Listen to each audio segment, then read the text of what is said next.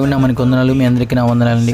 ప్రభు మనకి ఈరోజు చూసిన వాగ్దానం కీర్తన గ్రంథము 4వ అధ్యాయము 1వ వచనం.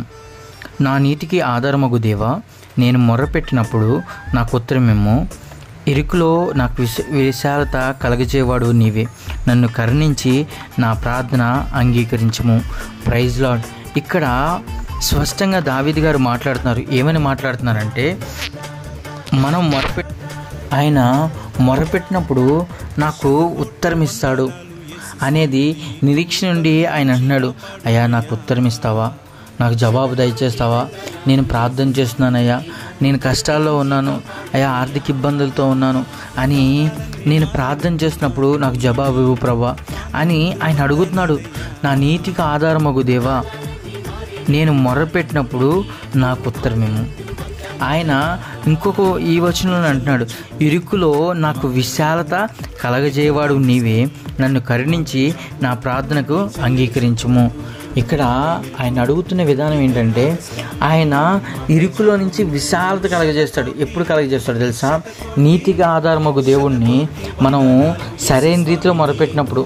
కీర్తనలోనే ఉంటుంది. ఏమని ఉంటుందంటే, మొరపెట్టేవారు నిజముగా మొరపెట్టేవారంట. నిజంగా మొరపెట్టేవారు కూడా ఉన్నారు, అబద్ధంగా కూడా మొరపెట్టేవాళ్ళు ఉన్నారు. ఊరికి కాసేపు ఏదో టైంపాస్గా మాట్లాడేదేదో దేవుణ్ణి చిన్న చిన్న వాటికి అడిగేవాళ్ళు ఉంటారు. చాలామంది చిన్న చిన్న వస్తువులు చిన్న చిన్న వాటికి అడుగుతూ ఉంటారు. దేవుడు అది కాదు. ఆత్మ సంబంధమైనవి మనం ఎప్పుడు అడగాలి. మనం అడగాల్సింది శారీరక సంబంధమైనవి కాదు, ఆత్మ సంబంధమైనవి మనం ఎప్పుడైతే అడుగుతామో, ఆత్మ సంబంధమైనవి ఎప్పుడైతే మనం కోరుకుంటామో, శారీరక సంబంధమైనవి ఆటోమేటిక్గా మన వెనకమాల పరిగెత్తుకుంటూ వస్తాయి. ఇక్కడ కీర్తనకారుడు అదే అంటున్నాడు. నేను ఇరుకులో ఉన్నా, ఇబ్బందుల్లో ఉన్నా, ఎంతో అపజయాలమాయనున్నా, నా సమస్యలే నా మీద నెత్తికెక్కి నన్ను ఎంతగానో ఇబ్బంది పెడతా ఉన్నా, కానీ నాకు ఇరుకులో నుంచి విశాలత కలగజేస్తాడు. ఇరుకులో నుంచి విశాలత కలగజేస్తాడు. అవును కదండి. మనం ఇబ్బంది పడుతున్నా, శ్రమ పడుతున్నా, కొన్నిసార్లు వాక్యాన్ని చదువుతూ ఉంటే ఆ వాక్యము మనకి ఎంతగానో నెమ్మదిస్తుంది. ఆ వాక్యము మనల్ని ఎంతగానో బలపరుస్తుంది.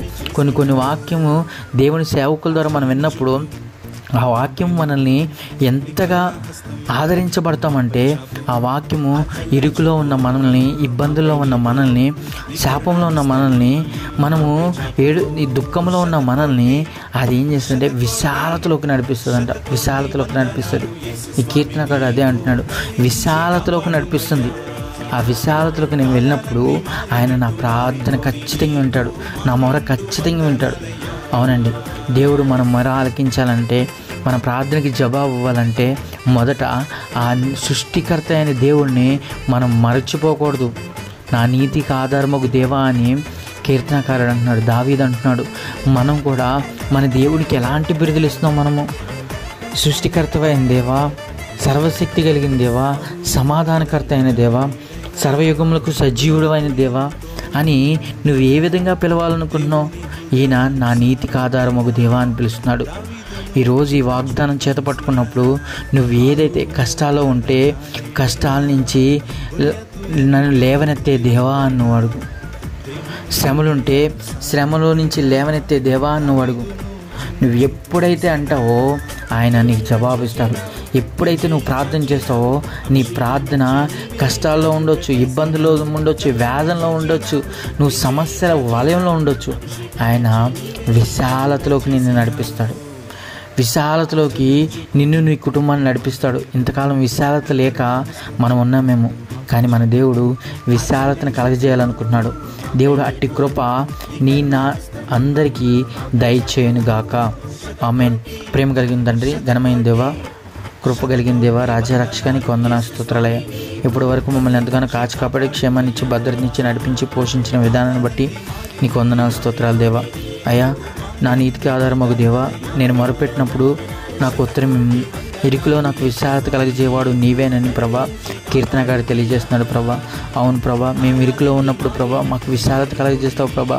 మేము ఇబ్బందుల్లో ఉన్నప్పుడు ప్రభా మా ఇబ్బంది తీసివేసి ప్రభా మాకు జయాన్ని ఇస్తావు ప్రభా. నువ్వు గొప్ప దేవుడు దేవా. అయ్యా, మేము ప్రార్థన చేసినప్పుడు ప్రభా మా ప్రార్థనకి కొన్నిసార్లు మేము జవాబు పొందుకోలేకపోతున్నామంటే ప్రభా మా అవిధేయత ప్రభువా, మా అవిధేయత ఆలోచనలు, అవిధేయత అనాలోచనలు ఎక్కువ మమ్మల్ని నిలబడి చేస్తున్నాయి ప్రభువా. నీ చిత్తమైతే ప్రభువా అలాంటి వారంగా కాకుండా నీ చిత్తానికి అనుకునే వారంగా, నీ చిత్తం ప్రకారం మేము జీవించే వారంగా ఉండడానికి సహాయం చేయండి. ఈరోజు ఈ వాగ్దానం చేతపట్టుకున్నప్పుడు ప్రభా, మేము చేసే ప్రతి పనిలో సమస్త విషయాల్లో నీ కంచి, నీ కాపుదల ఇస్తున్నందుకు నీకు వందనాలు స్తోత్రాలయ్యా. అయ్యా, మా దుఃఖాన్ని నాట్యంగా మారుస్తున్నందుకు నీకు వందనాలు స్తోత్రాలయ్యా. నాకు విరోధంగా రూపించబడిన ఏ ఆయుధం వర్ధిల్లదని సెలవిచ్చావు ప్రభా. మాకు విరోధంగా ఏ ఆయుధం వస్తుందో ప్రభా, ఆ ఆయుధము వర్ధిల్లకుండా చేయగల సముద్రుడు, శక్తిమంతుడైన దేవా, నీకు వందనాలు స్తోత్రాలు చెల్లిస్తూ ఘనత, మహిమ, ప్రభావాలు మీరు మాత్రం పొందుకోమని యేసు పరిశుద్ధ నామాన్ని సమర్పించుకుంటున్నాం తండ్రి. ఆమేన్.